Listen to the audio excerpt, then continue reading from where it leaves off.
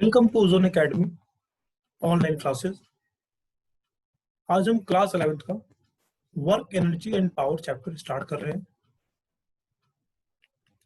अपना नोटबुक और पेन लेके बैठ जाओ, इसके साथ ही तुम्हारे नोट्स भी तैयार हो जाएंगे। अगर कोई डाउट्स होता है, मुझसे कुछ पूछना है तो मुझे मेल कर सकते हो।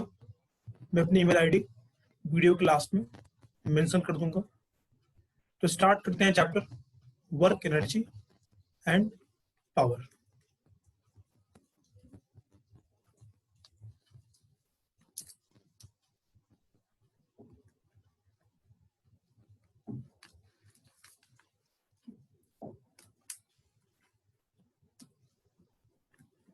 चैप्टर 6 है ये,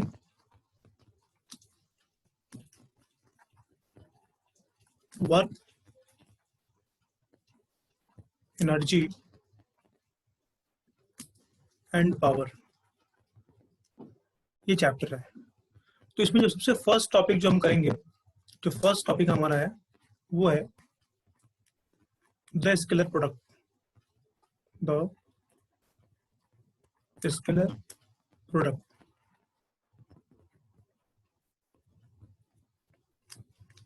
ये हमारा टॉपिक है, फर्स्ट टॉपिक।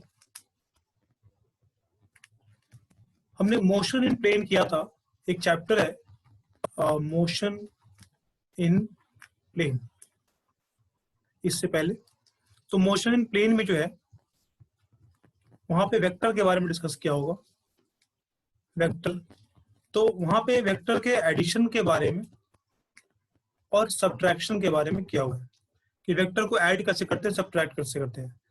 यहाँ पे इस चैप्टर में जो है हमें वेक्टर के मल्टीप्लिकेशन के बारे में बात करेंगे, मल्टीप्लिकेशन के बारे में वेक्टर के। तो जो वेक्टर का जो मल्टीप्लिकेशन है वो दो टाइप्स का है। इसके जो टाइप्स हैं वो दो टाइप्स हैं।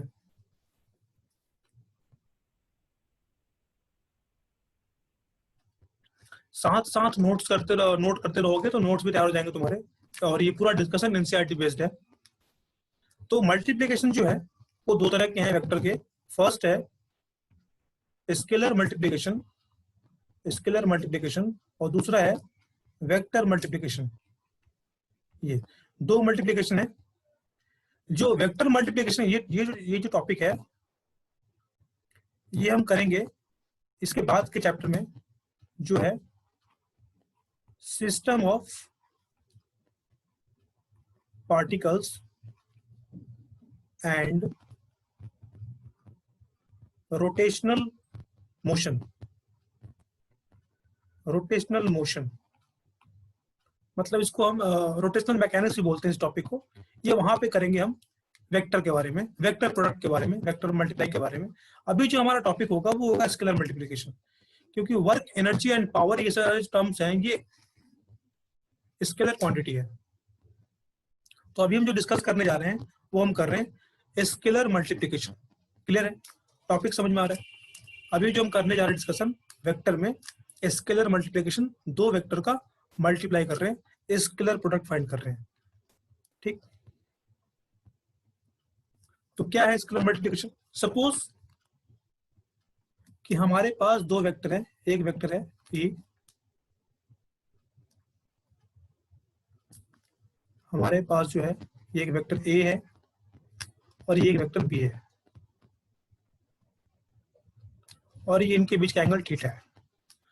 तो स्केलर प्रोडक्ट, स्केलर प्रोडक्ट या फिर इसका एक और नाम है डॉट प्रोडक्ट। डॉट प्रोडक्ट किसी भी वेक्टर का कैलकुलेट करने के लिए ए डॉट बी फाइंड करना है, ये इक्वल्स टू हो जाएगा ए का मैग्नीट्यूड मल्टीप्लाई बी का मैग्नीट्यूड इनटू में cos थीटा। ये हमारा जो है डेफिनेशन है डॉट प्रोडक्ट का या फिर स्केलर प्रोडक्ट का। क्लियर है? अब यहां पे जो है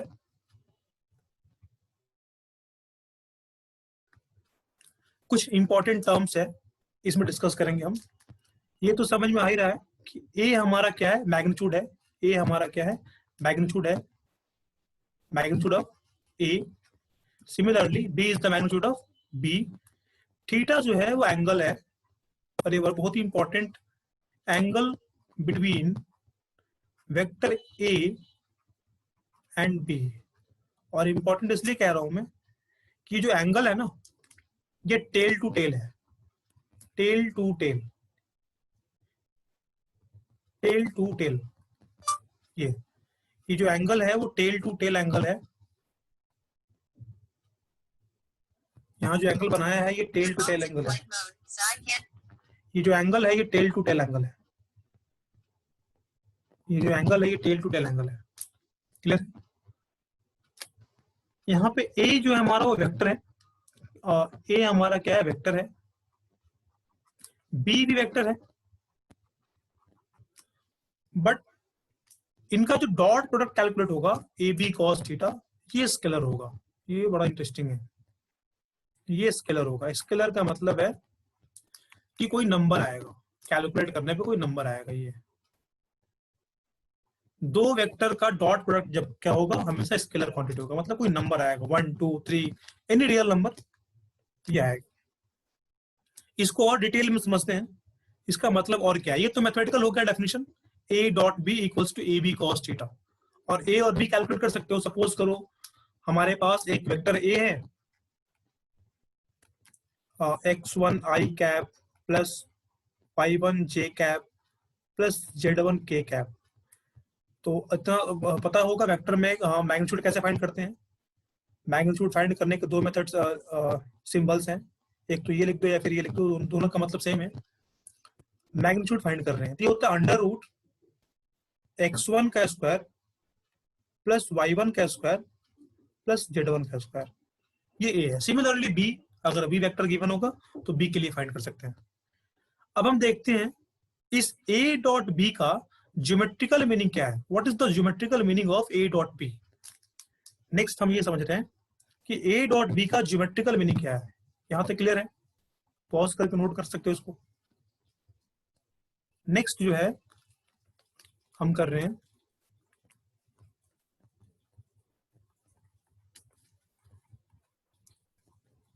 geometrical meaning of dot product. Dot product, dot product या फिर स्केलर प्रोडक्ट, एक ही बात है। तो इसका ज्योमेट्रिकल मीनिंग क्या है, ज्योमेट्रिकल मीनिंग समझते हैं हम। यहाँ देखो, ये हमारा था वेक्टर ए और ये हमारा है वेक्टर बी, ऐसे। तो मैंने फाइंड किया ए डॉट बी और सॉल्व करने पे आ गया ये ए बी कॉस थीटा। मैंने ए को अलग कर लिया और बी कॉस थीटा को अलग कर लिया। ये एंगल थीटा हमारा, इसमें जो है यहां से एक परपेंडिकुलर ड्रॉ किया ऐसे, ये हमारा परपेंडिकुलर है। और इस ट्रायंगल में मैंने फाइंड किया कॉस थीटा। तो जब कॉस थीटा फाइंड करेंगे तो क्या होता है, बेस अपॉन हाइपोटेनस। तो ये हमारा परपेंडिकुलर हो गया, तो ये बेस होगा, इसकी वैल्यू कितनी है a, अपॉन हाइपोटेनस कितना है b, क्रॉस मल्टीप्लाई करो कितना आ जाएगा, a equals to B cos theta.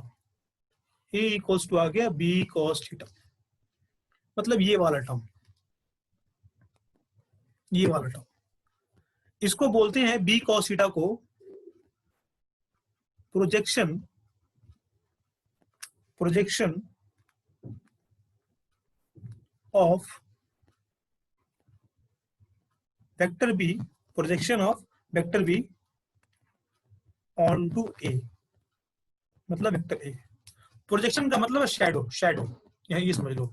ये सपोज करो ये ऑब्जेक्ट है, इसका शैडो कितना बन रहा है, तो बी कॉस थीटा बन रहा है यहाँ पे, ये बी कॉस थीटा हो गया, तो दोनों को मल्टीप्लाई कर दिया, projection of B on to A. Similarly अगर सपोज करो मैंने बी को अलग कर लिया और ए कॉस थीटा को अंदर कर दिया, तो ये क्या हो जाएगा, जैसे ऊपर क्या था, क्या लिखेंगे बताओ, projection of good vector A, projection of vector A on to B. Clear है?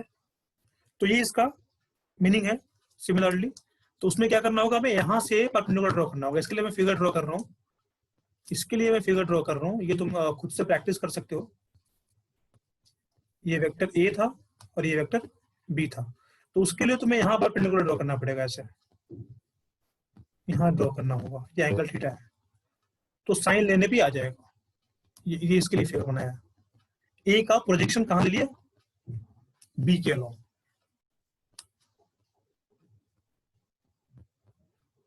इसका एक और मीनिंग भी हो सकता है, इसका एक और मीनिंग भी हो सकता है जो मैं बता रहा हूँ यहाँ पे। और क्या मीनिंग हो सकता है, एक और मीनिंग क्या है, ये जो है बी कॉस थीटा क्या है हमारा, ये बी कॉस थीटा क्या है, इसका कंपोनेंट है, बी का कंपोनेंट है अलॉन्ग ए। ये जो है बी कॉस थीटा जो हमारा क्या है, कंपोनेंट ऑफ बी, मतलब vector B along A, component of ये जो हमारा है term, component of vector B along A. B का कंपोनेंट, यहां से देखो, ये जो बी वेक्टर है, बी वेक्टर का कंपोनेंट ए के अलॉन्ग है। ठीक, तो ये जो हमने यहां लिखा है ए बी कॉस थीटा, ये क्या है, प्रोडक्ट है।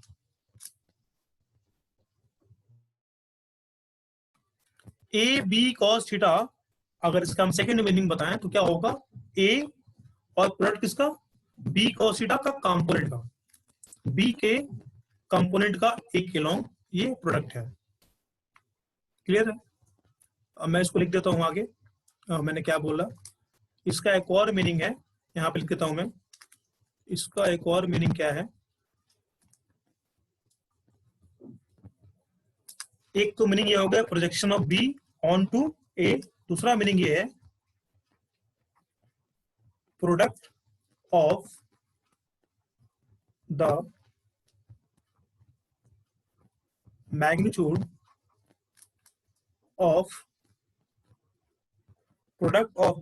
Magnitude of B, vector B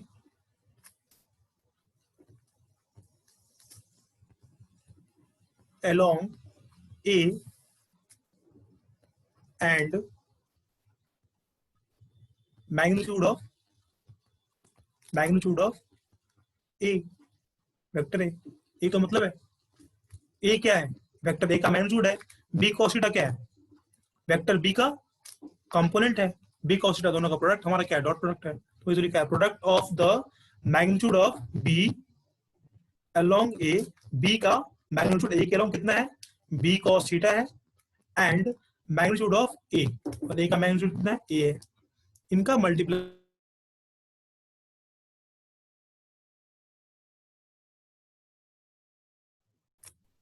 simple है, इसका इंपॉर्टेंस है, जब हम आगे क्वेश्चंस करेंगे तो समझ में आएगा इसका इंपॉर्टेंस क्या है, क्यों इतना इस पे फोकस कर रहे हैं। आगे देखते हैं इसके प्रॉपर्टीज के बारे में। तो अभी हमने जो डिस्कस किया है कैसे फाइंड करते हैं स्केलर प्रोडक्ट को या फिर डॉट प्रोडक्ट को, अब आगे देखते हैं इसके प्रॉपर्टीज के बारे में। प्रॉपर्टीज क्या है इसकी, तो प्रॉपर्टीज डिस्कस करते हैं। प्रॉपर्टीज ऑफ डॉट प्रोडक्ट या फिर स्केलर प्रोडक्ट। तो फर्स्ट प्रॉपर्टी ये है, फर्स्ट ये कॉम्यूटेटिव लॉ को फॉलो करते हैं, कॉम्यूटेटिव लॉ को फॉलो करता है। मतलब ये कि ए डॉट बी कैलकुलेट करो या फिर बी डॉट ए कैलकुलेट करो, रिजल्ट सेम रहेगा। अब ये कैलकुलेट कैसे करते हैं अभी मैं बताऊंगा, थोड़ा सा वेट कर लो। सेकंड जो है प्रॉपर्टी, सेकंड प्रॉपर्टी है वो है distributive law. Distributive law, distributive law ये क्या होता है, तो A dot B vector plus C vector ये है, तो बस इसको डिस्ट्रीब्यूट कर दो, ए को एक बार बी के पास लेके जाओ और ए को एक बार सी के पास लेके जाओ, सिंपल है। तो हो जाएगा हमारा A dot B plus A dot C, ये हमारा डिस्ट्रीब्यूटिव लॉ। इसी में अगर कोई कांस्टेंट या इसी नंबर से मल्टीप्लाई करते, सपोज करो ऐसा a dot lambda times b है, और लैम्डा कोई नंबर है, रियल नंबर है, एनी नंबर, तो बस लैम्डा को अलग कर दो और a डॉट b कैलकुलेट कर लो, a डॉट b कैलकुलेट कर लो। ये प्रॉपर्टीज है। Lambda is any real number, lambda जो है हमारा वो कोई रियल नंबर होगा, रियल नंबर। थर्ड प्रॉपर्टी हम देखते हैं, थर्ड प्रॉपर्टी बहुत ही इंपॉर्टेंट है। थर्ड प्रॉपर्टी है यूनिट वेक्टर के लिए आई जे के, ये हमारे क्या है, यूनिट वेक्टर्स हैं along x axis, y axis and z axis. इनके बारे में मैं यहां बताता हूं क्या है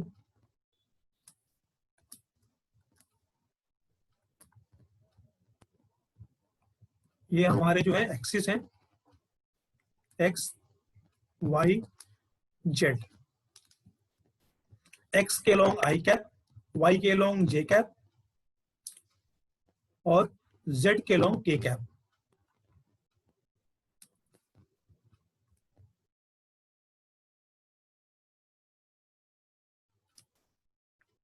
ये हमारे यूनिट वेक्टर हैं जिनका मैग्नीट्यूड 1 होता है। इन सब का मैग्नीट्यूड जो है 1 होता है। ये हमें डायरेक्शन बताते हैं, एक्स के लॉन्ग, वाई के लॉन्ग और जेड के लॉन्ग। तो मैं इनका डॉट प्रोडक्ट फाइंड कर रहा हूँ। यहाँ पे फाइंड कर रहे हैं इनका आई डॉट आई, एक कैप है आई डॉट आई। तो आई डॉट आई जब कैलकुलेट करेंगे तो फॉर्मूला क्या था हमारा आई डॉट बी का, ए डॉट बी का फॉर्मूला था ए बी कॉस थीटा, यही फॉर्मूला था, इसी का यूज करेंगे। तो ए का मैग्नीट्यूड मतलब आई का मैग्नीट्यूड, आई कैप का कितना होता है 1 होता है, फिर आई कैप का मैग्नीट्यूड ये भी 1 ही होता है, और इनके बीच का एंगल तो दोनों सेम डायरेक्शन में है, ये रहा आई कैप और इसके लिए एक और आई कैप आ गया, तो एंगल कितना हो गया 0, तो इनटू में कॉस 0 डिग्री, और कॉस 0 की वैल्यू होती है 1, तो ये इक्वल्स टू में 1 हो गया। सिमिलरली अगर मैं j डॉट जे कैलकुलेट करूं, j डॉट जे कैलकुलेट करूं, इसका भी आंसर 1 होगा, और k डॉट के कैलकुलेट करूं, इसका भी आंसर 1 ही होगा। ये तीनों इक्वल होंगे, तीनों का जो आंसर होगा वो 1 ही होगा। क्लियर है? अब मैं डिफरेंट कैलकुलेट करता हूं, आई डॉट जे कैलकुलेट करता हूं, आई डॉट जे, ये आई डॉट जे यहाँ पे, तो आई डॉट जे करेंगे तो अगेन आई का मैग्नीट्यूड 1, जे का मैग्नीट्यूड 1 इंटू कॉस, एंगल कितना होगा बता सकते हो, आई और जे के बीच का एंगल ये रहा 90 डिग्री, ये तीनों म्यूचुअल परपेंडिकुलर होते हैं, तो कॉस 90 कितना होता है 0, तो आई डॉट जे की वैल्यू कितनी हो गई 0 होगी। अगर मैं जे डॉट आई निकालूंगा, जे डॉट आई तो भी 0 ही होगा। सिमिलरली जे डॉट के कैलकुलेट करो या फिर के डॉट जे कैलकुलेट करो, ये भी 0 होगा, और के डॉट आई कैलकुलेट करो या फिर आई डॉट के कैलकुलेट करो, इसका भी आंसर 0 आएगा। तो इसको लर्न करना बहुत इजी है, सेम जब है तो 1, डिफरेंट वाले में 0। इनको लर्न करने के लिए ये एक ट्रिक याद कर सकते हो, सेम यूनिट वेक्टर है, सेम, और ये क्या है डिफरेंट, डिफरेंट।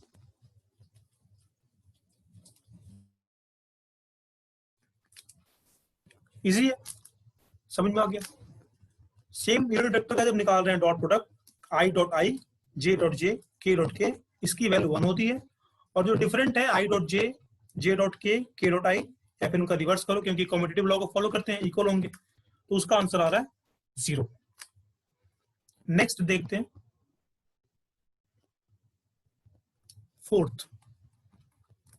सपोज करो मेरे पास एक वेक्टर है ए, और इसको मैंने लेट कर लिया ए X I cap plus A Y J cap plus A Z K cap. Vector B हमारे पास है suppose B X I cap plus B Y J cap plus B Z K cap, और मुझे find करना ए dot B. मुझे find करना है ए dot B. तो A dot B find कर रहे हैं, तो ए को लिख दो यहाँ पे, A X I cap plus A Y J cap A Z K cap dot B X I cap plus B Y J cap plus B Z K cap. लिख दिया डॉट प्रोडक्ट। अब इनको मल्टीप्लाई करना है dot product से। यहाँ पे देखो मल्टीप्लाई कैसे करेंगे। अगर मैं एक कर रहा हूँ, बाकी का तुम खुद से करोगे सॉल्व।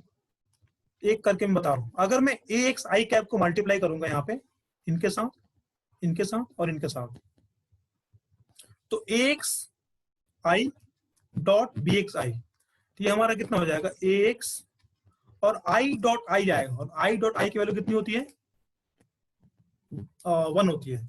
सेम वाले के लिए 1, डिफरेंट वाले के लिए 0, ये बताया था। और बाकी सब के साथ आई डॉट जे 0 डिफरेंट है, आई डॉट के 0 हो गया, तो मल्टीप्लाई करने का कोई फायदा नहीं। सिमिलरली इसको मैं थोड़ा ठीक से लिख दूं, ये बी है। सिमिलरली ए वाई से करो मल्टीप्लाई, इनसे करो मल्टीप्लाई। अगेन यहां पे करेंगे आई जे डिफरेंट हो गया, 0 हो जाएगा। यहां पे करेंगे जे डॉट जे 1 हो जाएगा, और यहां पे करेंगे तो 0 हो जाएगा, क्योंकि जे और के, तो ये कितना आ जाएगा हमारा, A Y into B Y and A Z into B Z. एक बार इनको खुद से मल्टीप्लाई कर लोगे तो प्रैक्टिस हो जाएगी अच्छे से, कंफ्यूजन नहीं रहेगा।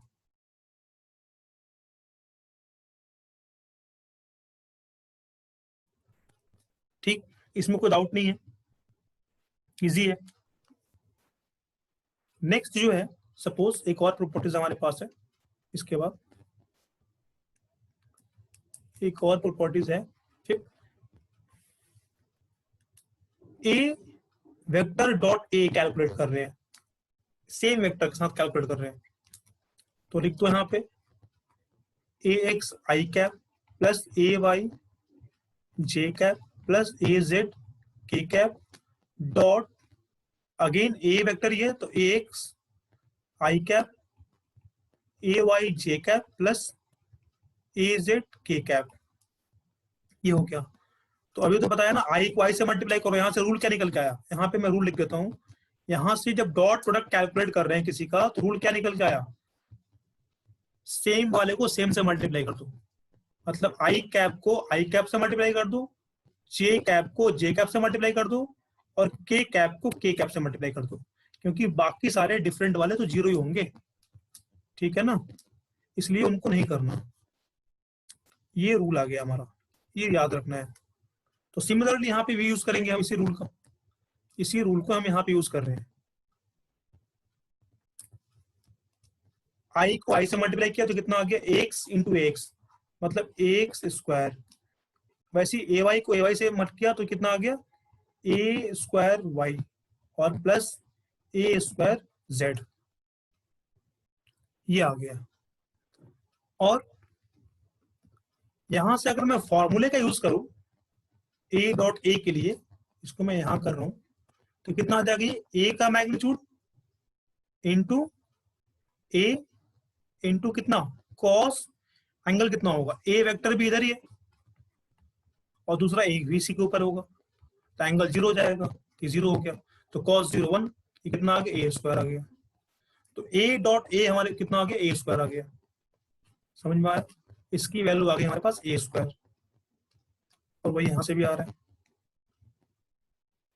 ये आ गया ए स्क्वायर। तो सिमिलरली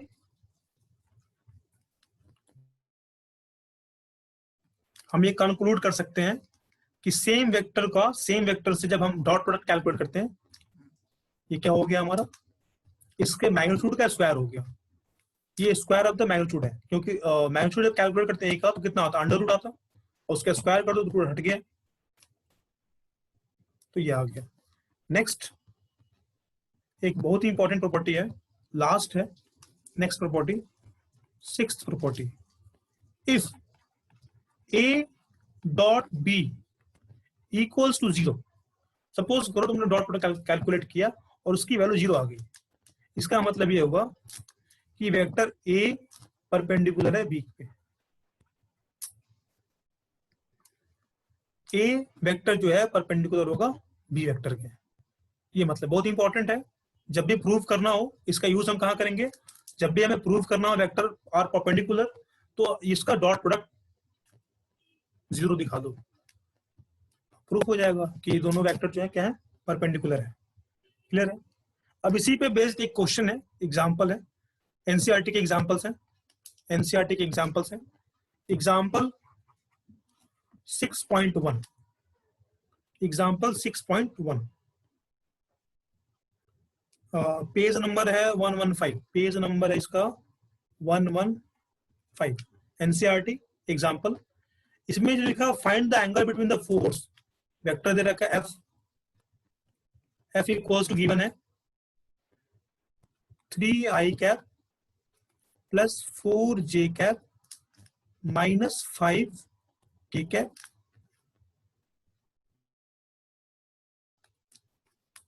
और डी वेक्टर गिवन है, डिस्प्लेसमेंट वेक्टर गिवन है 5i cap plus 4j cap plus 3k cap, ये गिवन है। हमसे पूछ रहा है फाइंड द एंगल, इनके बीच का एंगल फाइंड करना है, मतलब कि थीटा फाइंड करना है, और क्या फाइंड करना है? Projection of F on D, projection of F on D. ये मैंने सबसे पहले बताया था प्रोजेक्शन फाइंड कैसे करते हैं।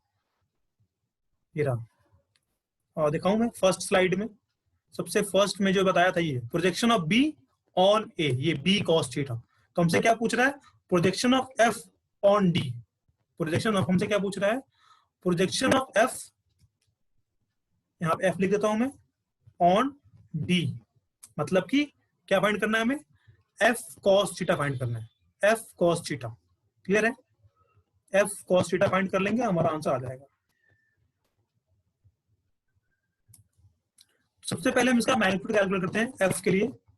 एफ का मैग्नीट्यूड इक्वल्स टू, या तो ये लिखो या फिर ये लिखो, दोनों को यूज कर सकते हो, अंडर रूट 3 का स्क्वायर प्लस 4 का स्क्वायर प्लस माइनस 5 का स्क्वायर। इसको सॉल्व करोगे तो ये सॉल्व करने पे कितना आएगा? Under root 9 plus 4 plus 25, sorry 16, यहाँ पे आएगा 16, 1 6, और इनको ऐड करने पे आ रहा है ये 32, 32 ही आएगा ना, 25 16 एंड 9,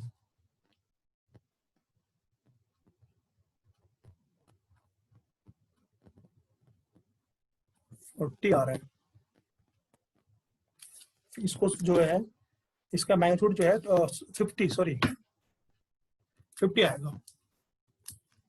इनको ऐड करने पे ये आ रहा है 50, तो अंडर रूट 50 मतलब कितना? 25 इंटू 2, तो ये 5√2 हो जाएगा, 5√2 हो जाएगा। सिमिलरली डी का फाइंड करो, डी मैग्नीट्यूड, डी मैग्नीट्यूड या फिर डी लिख दो केवल, तो अंडर रूट 5 का स्क्वायर प्लस 4 का स्क्वायर प्लस 3 का स्क्वायर, ये भी सेम है, 5 4 3 ही है, तो ये भी हमारा 5√2 ही आ जाएगा। तो हमें फाइंड करना है एंगल, तो एफ डॉट डी निकालो, F dot D, F dot D equals to, formula क्या होता है? F D cos theta, F D cos theta. तो मैं यहाँ पे कर रहा हूँ,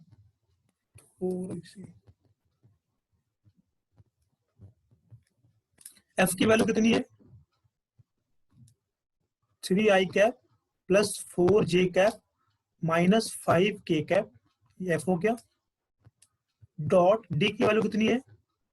5i cap plus 4j cap plus 3k cap equals to, F हमने कैलकुलेट कर लिया है, मैग्नीट्यूड कितना आया था? 5√2 इंटू, इससे आया था 5√2 इंटू में कॉस थीटा। अब देखो यहाँ पे डॉट प्रोडक्ट फाइंड करना है, कैसे करेंगे बताया था, सेम वाले को मल्टीप्लाई करना, आई को आई से, जे को जे से, और के को के से। तो मैंने यहाँ पे कर रहा हूँ, इधर कर रहा हूँ सॉल्व, तो बताओ कितना हो जाएगा। 3 को 5 से करेंगे तो 15, फिर 4 को 4 से करेंगे तो 16 प्लस 16, और फिर -5 को +3 से तो -15 इक्वल्स टू ये कितना हो जाएगा 25 इंटू 2 √2 हो जाएगा, तो ये 50 आ जाएगा हमारा कॉस थीटा। अगेन ये 15 प्लस माइनस कैंसिल हो जाएगा, 16/50 16/50 इक्वल टू कॉस थीटा।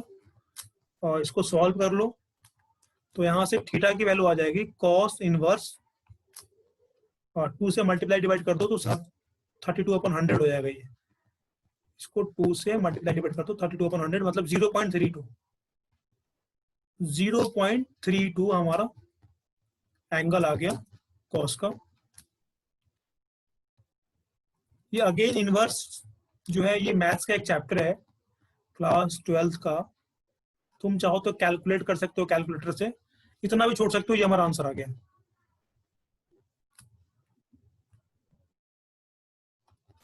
ये हमने एंगल फाइंड कर लिया एफ एंड डी के बीच का एंगल, ये कॉस इनवर्स 0.32। तो इतना सब था डॉट प्रोडक्ट के बारे में, स्केलर प्रोडक्ट के बारे में। एक बार इसको वीडियोस को पॉज करके देख सकते हो, बुक को रीड कर सकते हो, इन्हीं का यूज करेंगे पूरे चैप्टर में। तो जो फर्स्ट टॉपिक हमारा है इस चैप्टर में, जो फर्स्ट टॉपिक है वो है work and energy, kinetic energy, work energy theorem के बारे में। जो फर्स्ट टॉपिक जो है हमारा इसमें स्केलर प्रोडक्ट के बाद वो है हमारा the work energy theorem, the work energy theorem. ये तो वर्क एनर्जी थ्योरम क्या है, करते हैं हम इसको। तो ये हमें पता है v² minus u² equals to 2as from equation of motion, from equation of motion से हमें ये पता है, ये हमने किया हुआ है, फ्रॉम इक्वेशन ऑफ मोशन से ये हमने किया हुआ है वर्क एनर्जी थ्योरम। ठीक, इनके ना दोनों तरफ जो है मल्टीप्लाई कर दो, multiply both side, v² minus u² equals to 2as multiply both side by m/2। तो यहाँ भी कर दिया मल्टीप्लाई और यहाँ भी कर दिया मल्टीप्लाई। इक्वेशन के दोनों तरफ कुछ भी मल्टीप्लाई डिवाइड कर सकते हैं। मल्टीप्लाई करने के बाद हमने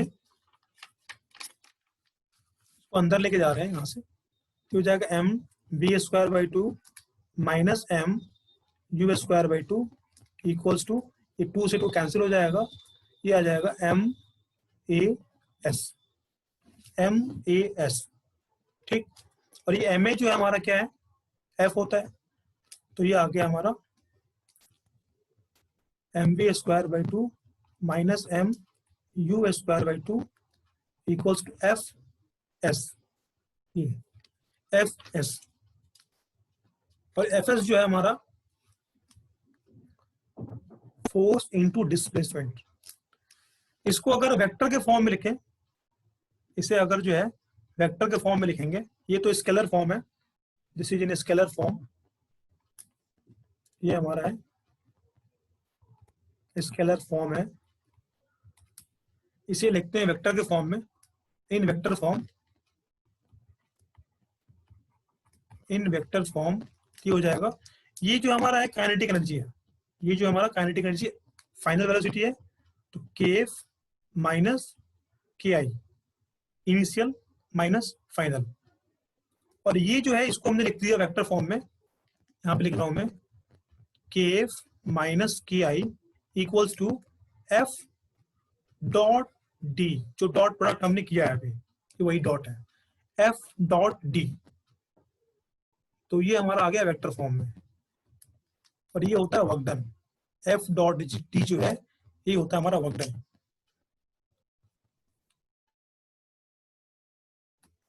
f डॉट डी ये हमारा वर्क डन। तो मतलब ये जो चेंज इन काइनेटिक एनर्जी जो है ये हमारा वर्क डन के इक्वल आ रहा है, चेंज इन काइनेटिक एनर्जी जो है ये हमारा वर्क डन के इक्वल आ रहा है।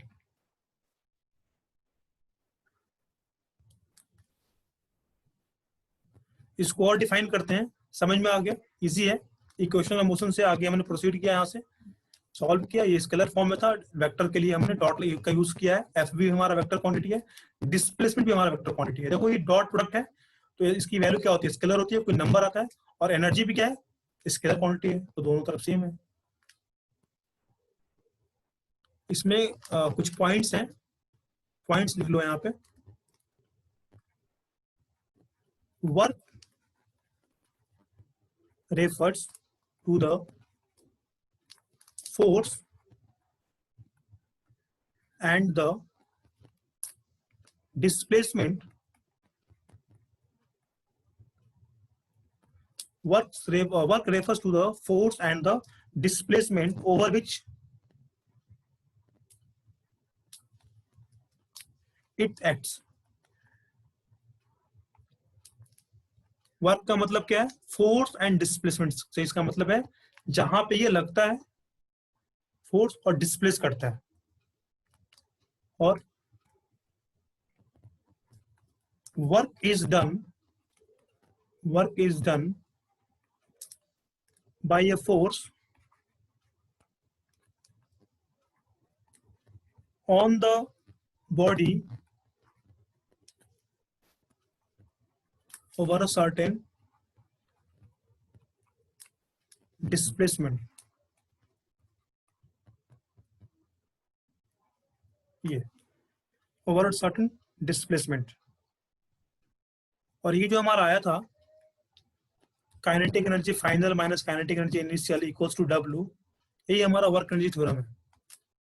वेरी इंपॉर्टेंट थ्योरम, इस पे बहुत सारे क्वेश्चन सॉल्व होते हैं। Work energy theorem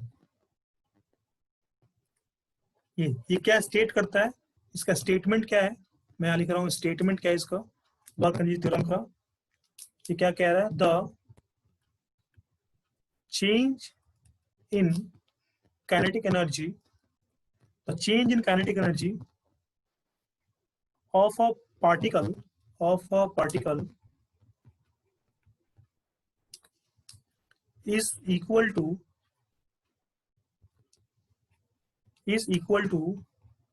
the work done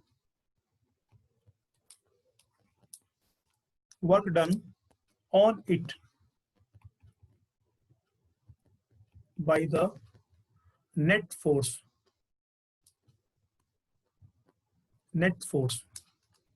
ये स्टेटमेंट है, ये हमारा जो है स्टेटमेंट है वर्क एनर्जी थ्योरम का। तो change in kinetic energy, change है यहाँ पे, चेंज कैलकुलेट करते हैं हम सब फाइनल से इनिशियल को माइनस करते हैं, उसको चेंज बोलते हैं। तो change in kinetic energy of a particle is equal to the work done on it by the net force. Clear है? अभी जो जितना भी डिस्कशन कर रहे हैं यहाँ पे, सबसे मोस्ट इंपॉर्टेंट चीज ये है कि हमारे इस पूरे डिस्कशन में हमने फोर्स को कांस्टेंट माना है। ये वेरी इंपॉर्टेंट है। हमारे इस पूरे डिस्कशन में फोर्स हमारा क्या है, कांस्टेंट है। अभी हमने फोर्स को वेरिएबल नहीं रखा है, ये सारी चीजें आ रही है।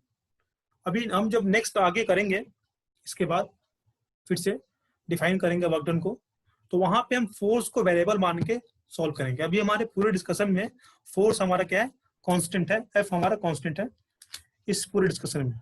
अभी हम क्वेश्चन करते हैं, अभी वेरिएबल फोर्स अभी नहीं आएगा इस पे। इसके बाद एक क्वेश्चन है एग्जांपल 6.2, एग्जांपल 6.2 वो करते हैं। एग्जांपल 6.2 पेज नंबर है इसका 116, पेज नंबर इसका 116। 6.2 एग्जांपल में जो है ये बता रहा है क्वेश्चन में, well known that rain drop fall under the influence of the downward. Question read कर लेना, मैं बताता हूँ क्या है मतलब है।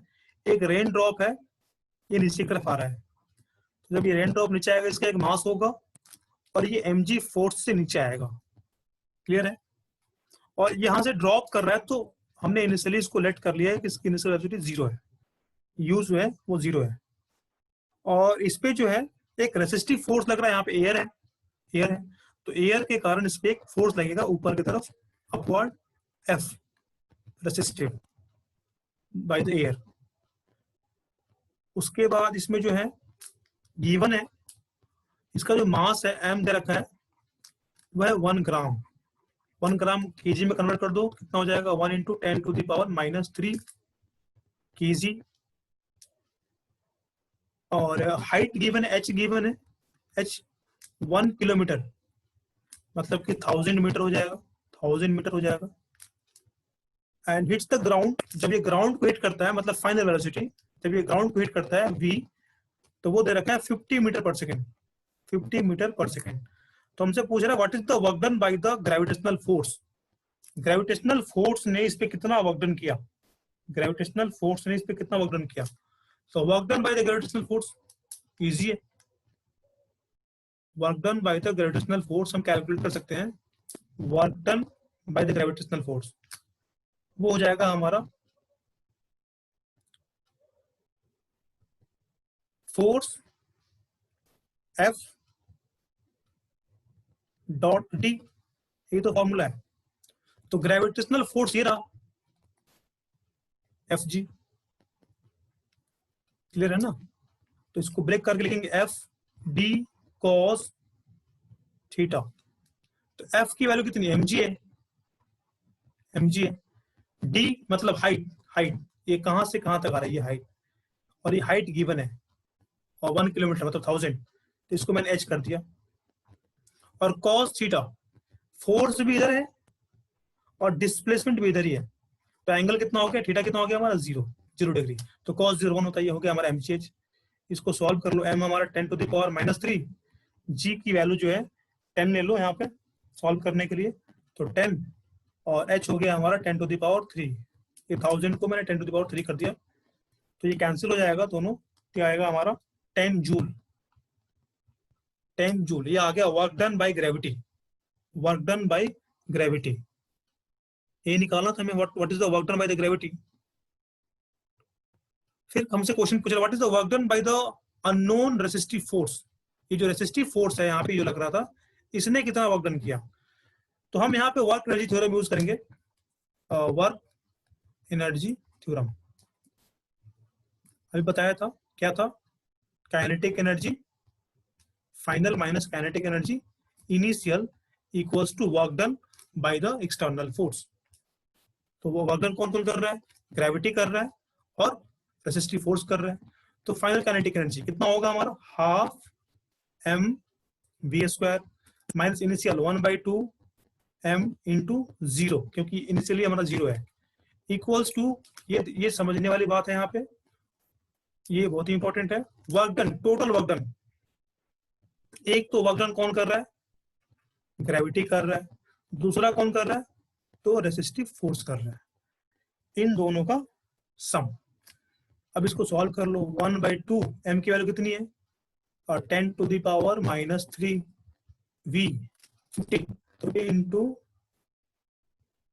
50 हो गया, equals to work done by gravity, ये हमने कैलकुलेट किया यहाँ पे, ये 10 है, plus work done by resistive force हमें कैलकुलेट करना है। यहाँ से इन सबको सॉल्व कर लो, ये कितना हो जाएगा, कैंसिल हो जाएगा 25, और ये जाकर उधर माइनस होगा, तो work done by resistive force, और ये आ जाएगा 1.25 माइनस 10, और ये आ जाएगा हमारा -8.75 joule. Work done by resistive force की वैल्यू आ गई नेगेटिव का 8.75 जूल, नेगेटिव है, क्लियर है, नेगेटिव है, क्योंकि ये ऑब्जेक्ट जो है, ये जो रेन ड्रॉप है नीचे की तरफ जा रहा है, फोर्स ऊपर की तरफ लग रहा है, अपोजिट लग रहा है, तो वर्क डन नेगेटिव होगा इसमें, -8.75 जूल आ गया, ये नेगेटिव वर्क डन हो गया, क्लियर है। ये तो हमने वर्क डन फाइंड किया यूज करके वर्क एनर्जी थ्योरम का। अब हम सेपरेटली बात करते हैं वर्क डन के बारे में थोड़ा और, लेकिन यहाँ पे हमारा फोर्स जो अभी भी कांस्टेंट है, फोर्स हमारा कांस्टेंट है, वेरिएबल फोर्स की बात अभी बाद में करेंगे, फोर्स हमारा कांस्टेंट है, क्लियर हो गया, समझ में आ गया। एग्जांपल 6.2 पेज नंबर 116 एनसीईआरटी ये था। अब हम डिस्कस करते हैं फाइनली वर्क के बारे में। लेकिन यहाँ पे हमारा जो फोर्स होगा वो कांस्टेंट होगा। आगे ये हमारे पास एक ऑब्जेक्ट है यहाँ पे, और इस पे जो है ये मूव कर रहा है, यहाँ पे एक फोर्स लग रहा है एस एफ, और एंगल थीटा है, और ये यहाँ से यहाँ तक यहाँ पे डिस्प्लेस हो गया ऑब्जेक्ट, और ये डिस्प्लेस डी हो गया यहाँ से ऐसे अलोंग एक्स एक्सिस। बट यहाँ पे जानने वाली बात ये है, एफ हमारा कांस्टेंट है। एफ क्या है? कांस्टेंट है। ये मुझको मैं रेड से लिखता हूँ, एफ हमारा कांस्टेंट है। ये जो फॉर्मूला यहाँ पे ड्राइव हो रहा है कांस्टेंट फोर्स के लिए हो रहा है, वेरिएबल फोर्स अभी आएगा, अभी हम कांस्टेंट फोर्स की बात कर रहे हैं। क्लियर है ना? तो इसका डेफिनेशन क्या है मैं यहाँ पे लिख रहा हूँ, the work done by the force is defined to be the product of component of the force in the direction of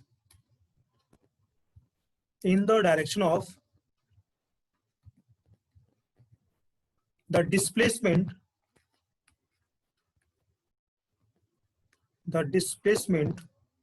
and the magnitude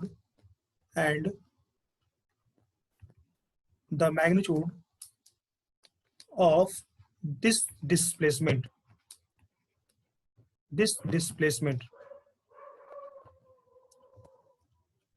मैं बोल रहा हूँ हैंडराइटिंग थोड़ी खराब हो सकती है भी हो सकती है क्या, इसको नोट कर लो। अब देखो मैंने जो सबसे फर्स्ट में बताया था स्केलर प्रोडक्ट के बारे में, वहां पे क्या बताया था कि हमारे पास यहाँ पे एक वेक्टर ए है और एक वेक्टर बी है।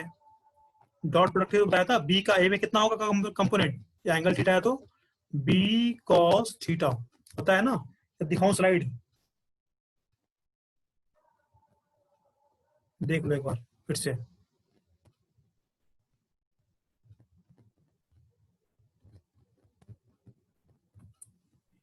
ये रहा बी कॉस थीटा, ये था ना बी कॉस थीटा, बी का ए के लॉन्ग कंपोनेंट। तो अभी हमारा ये रिप्लेस हो गया, अभी हमारा ये जो है बस मैं रिप्लेस कर रहा हूँ टर्म को, बी को रिप्लेस कर दिया एफ से और ए को रिप्लेस कर दिया डी से, ए को रिप्लेस कर दिया डी से। बहुत ही सिंपल है, वेरी इजी।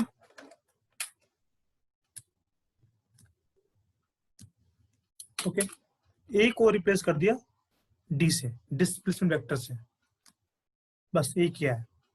इसलिए वहां पे बोला था कि उसको अच्छे से समझ लो, आगे प्रॉब्लम नहीं होगी। ये तो बी कॉस थीटा था, तो यहाँ पे कितना हो जाएगा एफ कॉस थीटा डी के लॉन्ग। तो ये हमारा जो है वर्क डिफाइन किया हमने यहाँ पे, work done W equals to F cos theta into D. ये तो लिखा है work done by the force is defined to be the product of component of the force in the direction of the displacement and the magnitude of this displacement। तो f cos theta क्या है हमारा, displacement के direction में f का component, ये f cos theta, और d का मैग्नीट्यूड। और इसे लिखते क्या है, अगर इसको हम लिखें वेक्टर के फॉर्म में तो लिखना अच्छा होगा f dot d, it looks beautiful, F dot D. ये हो गया हमारा डॉट प्रोडक्ट, इजी है। तो एफ कॉस थीटा क्या हो गया हमारा, प्रोजेक्शन हो गया, प्रोजेक्शन बताया था मैंने अभी। और डिस्कस करते हैं इसके बारे में हम, अभी स्टार्ट हुआ है बट यहाँ पे ध्यान रहे एफ हमारा कांस्टेंट है, अभी कांस्टेंट फोर्स की बात कर रहे हैं। अभी कंसेप्ट थोड़ा इजी है, आगे थोड़ा सा मुश्किल होगा, बट ज्यादा मुश्किल नहीं होगा, समझ जाओगे, इजी है। अभी हम आगे और बात करते हैं वर्क के बारे में। तो W हमारा आ गया, W इक्वल्स टू हो गया हमारा F cos theta into D, या फिर तुम इसको बोल सकते हो F dot D.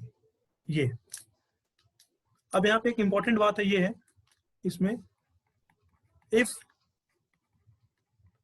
There is no displacement, if there is no displacement, there is no work done, no work done। अगर डिस्प्लेसमेंट नहीं होगा तो वर्क डन भी नहीं होगा, there is no work done। even if the force is large, कितना भी ज्यादा फोर्स लगा दो, बट अगर ऑब्जेक्ट डिस्प्लेस नहीं हो रहा है तो वहां पे कोई वर्क डन नहीं होगा, नो वर्क डन। एग्जाम्पल देखो और इससे समझ में आएगा। एग्जाम्पल, सपोज करो कि एक वॉल है, एक ये वॉल है, और इस पे तुम फोर्स लगा रहे हो, एफ फोर्स लगा रहे हो, बहुत फोर्स लगा रहे हो, बट यहाँ पे डिस्प्लेसमेंट जीरो है। डिस्प्लेसमेंट क्या है? जीरो है, तो वर्क डन भी जीरो हो गया, मतलब तुमने कोई काम ही नहीं किया। बट यू फील टायर्ड, तुम जो है अपने आप को टायर्ड फील करते हो। तो फिर ऐसा क्यों हो गया? जब वर्क डन ही नहीं हो रहा इसके अकॉर्डिंग, फिर जब हम टायर्ड फील क्यों हो रहे हैं? हमारी जो है एनर्जी लॉस कैसे हो रही है, हम टायर्ड क्यों फील कर रहे हैं? कंटिन्यूसली अगर वॉल पे फोर्स लगाते हो थक जाओगे ना, ऐसा तो है नहीं कि वहां पे खड़े रहोगे हमेशा, थक जाओगे, टायर्ड हो जाओगे। तो वहां पे क्या होता है, हम टायर्ड क्यों होते हैं, मैं यहाँ पे उसका लॉजिक बता रहा हूं। Because internal energy is used, हमारे बॉडी का इंटरनल एनर्जी जो है वो यूज्ड होता है, जो हमने स्टोर किया हुआ है, ठीक। इसलिए जो है हम टायर्ड फील होते हैं, हमारे अंदर की एनर्जी खत्म होती है, वर्क डन नहीं हो रहा है यहाँ पे। और देखते हैं कौन कौन से कंडीशंस हैं जहां पे वर्क डन जीरो हो सकता है। What is the condition where the work done is zero? Number no work done. If first है इसमें हमारा, फर्स्ट हमारा है, सपोज करो डिस्प्लेसमेंट जीरो हो गया तो वर्क डन जीरो हो जाएगा। क्लियर है? डिस्प्लेसमेंट जीरो है, सपोज करो यहाँ पे एक ऑब्जेक्ट है, तुमने यहाँ बहुत सारा फोर्स लगाया बट ये डिस्प्लेस हुआ ही नहीं, वॉल वाला एग्जांपल जो बताया मैंने यहाँ पे, और ये डिस्प्लेस हुआ ही नहीं, तो वर्क डन हमारा कुछ नहीं हो रहा। सेकेंड है एफ जीरो है, फोर्स जीरो है, तो भी वर्क डन हमारा जीरो होगा। इसका एग्जांपल है, सपोज करो ये एक सरफेस है, फ्रिक्शनलेस सरफेस है। ये सरफेस कैसा है? फ्रिक्शन लेस सरफेस है ये। और यहाँ पे कोई ऑब्जेक्ट है, इस तरह से कोई ऑब्जेक्ट सपोज करो, या फिर किसी भी शेप का इस तरह से, और इस पे फोर्स लगा दिया, इस पे ऐसे फोर्स लगा दिया और ये मूव कर रहा है, तो इसके अगेंस्ट नीचे में कोई फोर्स लग ही नहीं रहा क्योंकि फ्रिक्शन तो है नहीं। इसके अगेंस्ट जो है यहाँ पे कोई भी फोर्स नहीं लग रहा, यहाँ पे फ्रिक्शन नहीं है, यहाँ पे फ्रिक्शनल फोर्स क्या है? जीरो है। एफ आर हमारा क्या है? जीरो है। फ्रिक्शनल फोर्स हमारा जीरो है, सरफेस स्मूथ है, तो भी हमारा वर्क डन क्या होगा? जीरो होगा। बट यहाँ D not equals to zero, ये मूव कर रहा है, ये यहां से यहां तक मूव कर गया, D not equals to zero, again work done zero है। क्लियर है ना? क्योंकि ये स्मूथ सरफेस है। तो स्मूथ सरफेस पे जो फ्रिक्शनल सरफेस है, ऑब्जेक्ट डिस्प्लेस तो हो रहा है बट वहां पे भी वर्क डन नहीं हो रहा क्योंकि वहां पे फोर्स नहीं लग रहा, ये नीचे का फोर्स। यहां से मैंने फोर्स लगाया, उसकी बात नहीं कर रहे, जब इसने मोशन स्टार्ट कर दिया उसके बाद की बात कर रहे हैं। मैं ये फोर्स कैलकुलेट नहीं कर रहा हूँ, जब ये मूव कर रहा है तो कर रहा है, उसके बाद कोई वर्क डन नहीं हो रहा। क्लियर है? थोड़ा बुक रीड करोगे, ये सारे पॉइंट्स मैं बुक से ही लिखवा रहा हूँ, तो बुक्स को रीड करोगे तो फिर समझ में आएगा इजीली, ज्यादा अच्छे से। और नेक्स्ट जो हमारा है वो है कि फोर्स वेक्टर और डिस्प्लेसमेंट वेक्टर दोनों क्या हो? परपेंडिकुलर होने चाहिए। तो जब दोनों परपेंडिकुलर होंगे तो डॉट प्रोडक्ट याद करो, एंगल थीटा कितना हो जाएगा हमारा? 90 डिग्री। और जब दो वेक्टर परपेंडिकुलर होते हैं तो उनका एफ डॉट डी क्या होता है, 0 होता है। ये तो बताया था प्रॉपर्टी में, जो हमने पहले डिस्कस किया वो सब यहाँ पे यूज होंगे, इसलिए प्रॉपर्टी सारी लर्न होनी चाहिए। ये हो गया एग्जाम्पल। अगेन देख लो, सपोज करो यहाँ पे एक बॉक्स है, ये मूव कर रहा है, तुमने फोर्स लगाया, एक फोर्स यहाँ से भी तो लग रहा है ना mg, तो work done by gravitational force यहाँ पे 0 हो जाएगा। Work done by gravitational force यहाँ पे क्या होगा, 0 हो गया, बिकॉज यहाँ पे एंगल कितना है, 90 है, दोनों परपेंडिकुलर है। ऐसे ये ऑब्जेक्ट मूव इधर कर रहा है, डिस्प्लेसमेंट इधर है, और फोर्स नीचे की तरफ लग रहा है, एंगल 0 हो गया। इस फोर्स का वर्क डन कुछ होगा, यहाँ पे जो फोर्स है इसका कुछ होगा वर्क डन, इसकी बात नहीं कर रहा मैं यहाँ पे बात कर रहा हूँ, ग्रेविटी की बात कर रहा हूँ। सपोज करो एक कूली है, ठीक है, बहुत ही फेमस एग्जांपल है, कूली है, और इसने सर पे ऐसा बहुत सारा सामान रखा हुआ है, और ये मूव कर रहा है, इस तरह से मूव कर रहा है। तो इस पे जो है, इस कूली पे डाउनवर्ड फोर्स लग रहा है, इसका ऑब्जेक्ट पे यहाँ पे mg फोर्स लग रहा है डाउनवर्ड, और ये मूव कर रहा है ऐसे, डिस्प्लेसमेंट। तो work done by the gravity यहाँ पे 0 हो जाएगा, ये ऐसे, ये डिस्प्लेसमेंट है और ये फोर्स है हमारा ग्रेविटी का, और ये 90 है, तो work done by the coolie ये 0 हो गया। और भी एग्जांपल्स हैं, बता रहा हूँ। इसके बाद एक बहुत अच्छा एग्जांपल है, अर्थ का एग्जांपल ले लो। सपोज करो ये हमारा अर्थ है, और इसके ऑर्बिट में जो है यहाँ पे सर्कुलर माना है मैंने, इसको जो है लेट किया है सर्कुलर ऑर्बिट, इसे जो लेट किया है वो हमारा सर्कुलर ऑर्बिट है ऐसे, और यहाँ पे मून है, ये मून है, और ये सर्कुलर ऑर्बिट है, सर्कुलर ऑर्बिट लेट किया है मैंने, बता रहा हूँ मैं पहले ही। तो यहाँ पे जो ये फोर्स लग रहा है अर्थ के द्वारा, इस पे mg फोर्स लग रहा है, इसका मास अगर m है तो mg फोर्स लग रहा है यहाँ पे, और ये जो है टेंजेंशियल मूव कर रहा है, इसका डिस्प्लेसमेंट जो है टेंजेंशियल है, मतलब मूव तो सर्कल में कर रहा है, बट जो डिस्प्लेसमेंट का जो डायरेक्शन है, डिस्प्लेसमेंट जो वेक्टर है वो टेंजेंशियल है। तो एंगल कितना हो गया, 90 हो गया यहाँ पे। तो वर्क डन बाय ग्रेविटी मतलब कि अर्थ ऑन द मून 0 हो गया यहाँ पे, यहाँ पे जो है वर्क डन यहाँ पे 0 हो गया by the earth on the moon. अब वर्क डन में भी पॉजिटिव और नेगेटिव। नेक्स्ट हमारा पॉइंट ये है कि वर्क डन जो है ये पॉजिटिव भी हो सकता है और नेगेटिव भी हो सकता है। तो पॉजिटिव कब होगा, पॉजिटिव वर्क डन का मतलब क्या है, जब थीटा जो है हमारा है ना 0 to 90 के बीच में वेरी करेगा, जब थीटा हमारा जो है 0 से 90 के बीच में होगा। और नेगेटिव कब होगा, जब थीटा हमारा 90 से 180 के बीच में होगा, ठीक। इसी के work done bye frictional force, ये ऑब्जेक्ट है और ये मूव कर रहा है इधर की तरफ, डिस्प्लेस यहाँ पे हुआ, और फ्रिक्शनल फोर्स यहाँ लग रहा है Fr। तो इस कंडीशन में यहाँ पे डिस्प्लेसमेंट तो इधर हुआ, फोर्स यहाँ लग रहा है, फ्रिक्शनल फोर्स है ये, तो एंगल कितना हो गया, 180 हो गया, तो ये नेगेटिव वर्क डन हो जाएगा। क्लियर है ना। स्प्रिंग, स्प्रिंग फोर्स भी नेगेटिव होगा, स्प्रिंग को जब कंप्रेस करते हैं तो पीछे की तरफ ऐसे स्प्रिंग है यहाँ पे, इसके तरफ फोर्स लगाओगे ये इधर की तरफ मूव करेगा, तो ये भी नेगेटिव हो जाएगा, ये नेगेटिव वर्क डन है। तो ये हमारे जो है नेगेटिव वर्क डन के एग्जांपल्स थे। अब यहाँ पे जो है एक और टर्म से बात कर लेता हूं मैं, ये वर्क डन हो गया हमारा F D cos theta, unit calculate कर रहे हैं। एफ हमारा कितना है, फोर्स मतलब कि केजी मीटर पर सेकंड स्क्वायर, डी हमारा क्या है, डिस्प्लेसमेंट मतलब कि मीटर, और इसकी तो कोई यूनिट नहीं है कॉस थीटा, यहाँ पे यूज नहीं कर रहे। ये हो जाएगा हमारा kg metre square second square इससे, और इसको बोलते हैं जूल, ये हमारा जूल। और जूल जो है वो ऐसा यूनिट है हमारा, ये जूल जो है ऐसा यूनिट है किसका, वर्क डन का और एनर्जी का भी, ये एनर्जी का भी और वर्क डन का भी।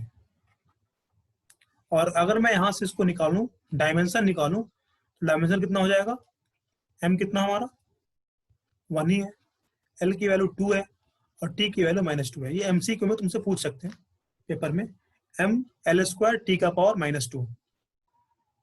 एनर्जी का यूज जो है बहुत ब्रॉड है, एक इलेक्ट्रॉन की भी एनर्जी होती है और एक बहुत ही बड़े ऑब्जेक्ट्स की भी एनर्जी होती है। तो एनर्जी के लिए हम डिफरेंट यूनिट भी यूज करते हैं। वैसे जूल है, ऐसा यूनिट जूल है, लेकिन बहुत ही स्मॉल यूनिट भी यूज कर सकते हैं और बहुत लार्ज यूनिट भी यूज कर सकते हैं। तो यहाँ पे कुछ डाटा मैं लिख रहा हूँ, इसको तुम याद रखोगे, ये आगे यूज होते हैं फिजिक्स के डिफरेंट डिफरेंट ब्रांच में। 1 अर्ग ये होता है 10⁻⁻7 जूल, अर्ग एक यूनिट है। 1 इलेक्ट्रॉन वोल्ट, इसका यूज करते हैं हम जब हम इलेक्ट्रॉन प्रोटॉन की बात करेंगे तो वहां पे करेंगे। ये 1.6 इंटू 10⁻⁻19 जूल। ये 1 कैलोरी, थर्मोडायनेमिक्स का यूज करते हैं हम, 4.186 जूल होता है। और एक है किलोवाट आवर, 1 किलोवाट आवर, पहले की क्लास में किया होगा, ये होता है 3.6 इंटू 10⁻6 जूल। इन सब का यूज है। ये सारे यूनिट्स जो है तुम्हें फिजिक्स में मिलेंगे, अभी तो नहीं मिलेंगे, लेकिन जैसे जैसे करोगे आगे फिजिक्स की स्टडी करोगे, अभी तो स्टार्ट ही किया है फिजिक्स पढ़ना 11th क्लास में, तो ये सारे यूज होंगे। अर्ग सीजीएस यूनिट है। ये इलेक्ट्रॉन वोल्ट कहाँ मिलेगा? और जब मॉडर्न फिजिक्स करोगे ना, मॉडर्न जिसको हम क्वांटम फिजिक्स बोलते हैं, वहां पे यूज होगा ये कैलोरी जो है ये थर्मोडायनेमिक्स में यूज होगा। और ये जो हम डेली लाइफ में यूज करते हैं, घर में बिजली का बिल कैलकुलेट करने के लिए यूज करते हैं। क्लियर है? इजी है समझना। अब इसमें कुछ एग्जांपल्स, इसमें क्वेश्चंस करना बहुत इंपॉर्टेंट है। क्वेश्चंस करोगे तो सब समझ में आएगा ज्यादा अच्छे से। तो क्वेश्चंस करते हैं, एग्जांपल। नेक्स्ट हमारा क्वेश्चन है एग्जांपल 6.3। एग्जांपल 6.3 पेज नंबर है 117। पेज नंबर है 117। ये लिखा हुआ है कि इसमें क्वेश्चन रीड कर लेना, मैं समझा देता हूँ क्या लिखा है। Cyclist comes to skidding stop in 10 metre. ये स्किडिंग होती है उसको, साइकिल सपोज करो ये मैंने एक ही दिखाया हुआ है यहाँ पे, और स्किड करता है और ये 10 मीटर बाद जाके स्टॉप हो जाता है, रुक जाता है। यहाँ से 10 मीटर तक गया सपोज करो यहाँ पे, और ये स्टॉप हो गया, रुक गया। During this process the force on the cycle due to the road is 200 newton. अब इस प्रोसेस में जो है, जो फोर्स लगा ना रोड के थ्रू, इस पे ये रहा फ्रिक्शनल फोर्स लगेगा, वो ये फ्रिक्शनल फोर्स Fr, ये कितना लगा? 200 न्यूटन। फोर्स, ये साइकिल है, सी एक व्हील बनाया मैंने, और ये रोड है। इसका मतलब क्या है? Force on cycle by road. Force on cycle by road कितना हो गया? 200 न्यूटन हो गया। उसको मैंने थोड़ा सा लिख दिया। अगेन देख लो, यहाँ पे अपोजिट होगा तो नेगेटिव ही आना चाहिए वर्क डन, क्योंकि एंगल कितना है? 180 का हो गया। डिस्प्लेस राइट में कर रहा है, फोर्स लेफ्ट में लग रहा है। कैलकुलेट करते हैं। How much work does the road do on the cycle. Road ने जो है साइकिल पे कितना वर्क डन किया? तो work done by road equals to force into displacement into cos theta. Road ने कितना फोर्स लगाया? तो 200 का फोर्स लगाया। डिस्प्लेसमेंट कितना हुआ? 10 हुआ। एंगल कितना बना? कॉस 180। ये एंगल यहाँ से यहाँ तक क्लियर है ना? एंगल हमारा 180 हो गया। सॉल्व कर लो इसको। कि 2000 और कॉस 180 की वैल्यू होती है -1। देखो नेगेटिव आ गया ना, -2000 जूल नेगेटिव आ गया। ये एंगल हमारा नेगेटिव 180 था। सेकेंड फाइंड करना है, how much work does the cycle do on the road. Cycle ने रोड पे कितना वर्क डन किया? Work done bye cycle on road, ये फाइंड करना है। ये था work done on road by cycle, ये, और ये है work done bye cycle on road. तो क्या होगा? Force by cycle on road. अब देखो न्यूटन थर्ड लॉ के अकॉर्डिंग साइकिल जितना फोर्स लगाएगा रोड पे, रोड भी उतना ही फोर्स लगाएगा साइकिल पे। ये तो न्यूटन थर्ड लॉ है ना। ऐसे इसने इस पे फोर्स लगाया, रोड ने फोर्स लगाया साइकिल पे कितना? 200 न्यूटन। तो साइकिल ने कितना लगाया फोर्स रोड पे? 200 न्यूटन। मैग्नीट्यूड सेम होते हैं, डायरेक्शन अपोजिट होता है।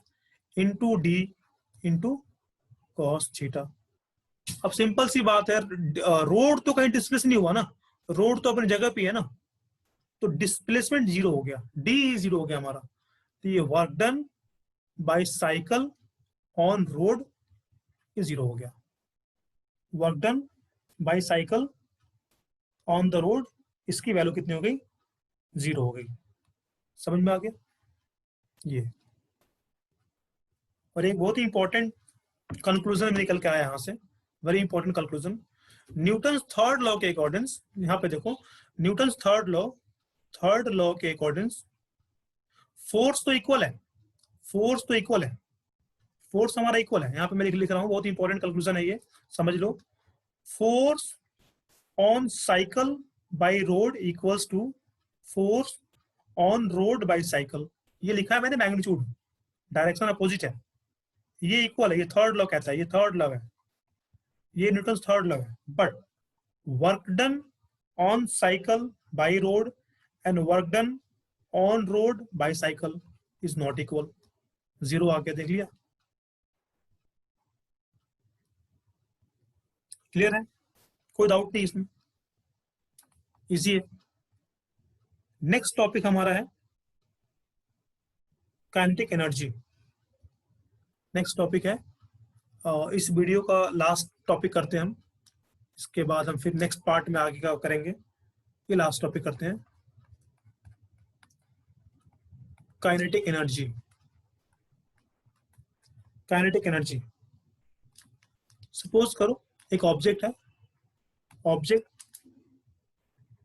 Has mass m and velocity v। तो काइनेटिक एनर्जी कैलकुलेट करते हैं, k इक्वल्स टू होता है 1/2 m v square, half M V square. और ये पता है ना, v स्क्वायर का मतलब क्या है, बताया था ना सबसे स्टार्टिंग में, v vector dot v vector, इसको कैलकुलेट करने पे कितना आता है, v स्क्वायर आता है। ये v vector dot v vector का जब डॉट निकालोगे तो ये v स्क्वायर आता है, ये मैंने बताया था सबसे स्टार्टिंग में। स्केलर मल्टीप्लिकेशन, तो ये डिफाइन करते हैं, इसका जो है kinetic energy of an object is a measure of the work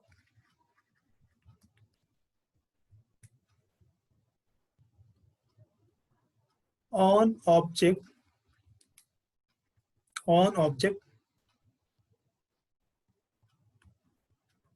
can do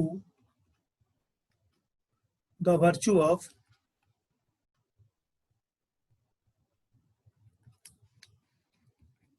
its motion. Kinetic energy of an object is a measure of the work done on object can do the virtue of its motion. Motion से जो work होगा object पे उसी का measurement करता है kinetic energy, कितना work हुआ। एग्जांपल्स देख लो इसका, एग्जांपल्स बहुत ही अच्छे से एग्जांपल्स हैं इसके, जो कि हमारे डेली लाइफ में बहुत ही यूजफुल है। फास्ट फ्लोइंग स्ट्रीम, स्टीम जो है फ्लो करता है रिवर वगैरह में, फास्ट फ्लोइंग स्ट्रीम, तो ये फास्ट फ्लो कर रहा है तो मोशन है, काइनेटिक एनर्जी है। तो इसने कितना वर्क किया ये हम कैलकुलेट कर सकते हैं, और उस वर्क का यूज हम कर लेते हैं कहाँ पे, लाइट में, घर में जो लाइट आती है हाइड्रो इलेक्ट्रिसिटी कन्वर्ट करते हैं। और भी एग्जांपल्स, एक और बहुत अच्छा एग्जांपल्स है, kinetic energy of wind. Wind जो है फास्ट जो मूव करती है, काइनेटिक एनर्जी होती है, मूव कर रहा है, मोशन है। तो इसका जो है शिप जो मूव करती है ना ओशियन में, शिप्स, वहां पे इसका यूज करते हैं, शिप को मूव कराने में, डायरेक्शंस वगैरह वहां पे यूज होता है। क्लियर है, तो ये हमारा टॉपिक था लास्ट। इस पे एक क्वेश्चन है, उससे कर लेते हैं। एग्जाम्पल 6.4, एग्जाम्पल 6.4 अभी और डिस्कस करेंगे इसके बारे में नेक्स्ट पार्ट में। क्वेश्चन देख लो, क्या है, एग्जाम्पल 6.4। एग्जाम्पल 6.4 पेज नंबर है इसका 118। ये मैं क्वेश्चन बताता हूँ क्या है। एक पुलिस ऑफिसर ने जो है डेमोन्स्ट्रेट किया है और उसके पास जो है एक 2 सेंटीमीटर है, 2 सेंटीमीटर की ऐसे ना कुछ बोर्ड लगाया हुआ है, इसका नाम रखा हुआ है, थिकनेस प्लाईवुड है, ये प्लाईवुड है। और यहाँ से जो है ये बुलेट को फायर कर रहा है, यहाँ से जो है ये बुलेट को फायर कर रहा है। और बुलेट का जो मास है m इक्वल्स टू दे रखा है 50 ग्राम। और ये जो फायर कर रहा है इसको with the speed of u दे रखा है इसका 200 मीटर पर सेकेंड। u गिवन है 200 मीटर पर सेकेंड। थिकनेस 2 सेंटीमीटर है। और इसके बाहर से जो बुलेट इमर्ज हो रहा है, यहाँ से जो बाहर आ रहा है बुलेट, तो ये लिखा हुआ है 10% of its initial kinetic energy. 10% of its initial kinetic energy, मतलब कि जो फाइनल काइनेटिक एनर्जी है हमारे पास वो 10% है इनिशियल के। काइनेटिक एनर्जी यहाँ पे इनिशियल मान लो, फाइनल जो है इसका 10% है इनिशियल का। तो हमसे पूछ रहा है कि v फाइंड करो, फाइनली कितने वेलोसिटी से वो बाहर निकलेगा, इमर्जेंट स्पीड।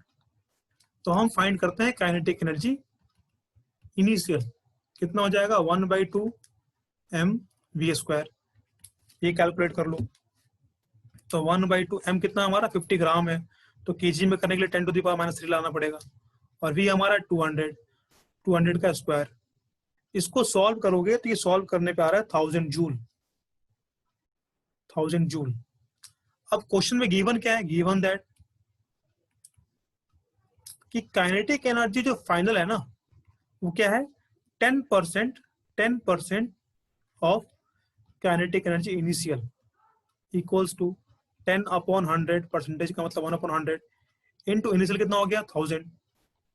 सॉल्व कर लो इसको, ये आ जाएगा 100 जूल। फाइनल के लिए क्या लिखा फॉर्मूला 1/2 mv² इक्वल्स टू 100। यहां से क्रॉस मल्टीप्लाई कर दो, v निकल जाएगा, इजी है। तो vf आ जाएगा हमारा vf² equals to 100 × 2 upon m। और ये स्क्वायर को यहाँ पे रूट मिला दो, ऐसे स्क्वायर को रूट में लेके आ गए। इनको सबको सॉल्व कर लो।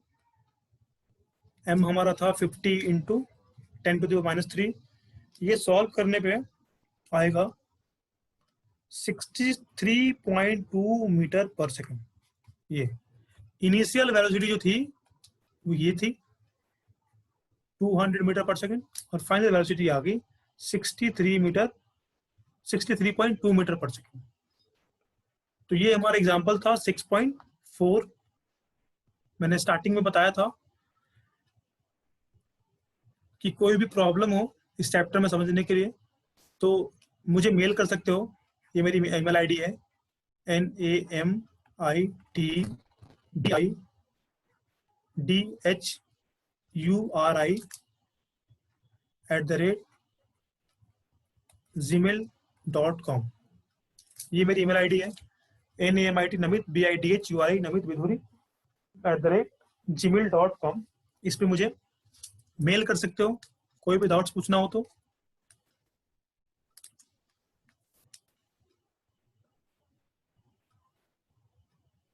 Thank you for watching.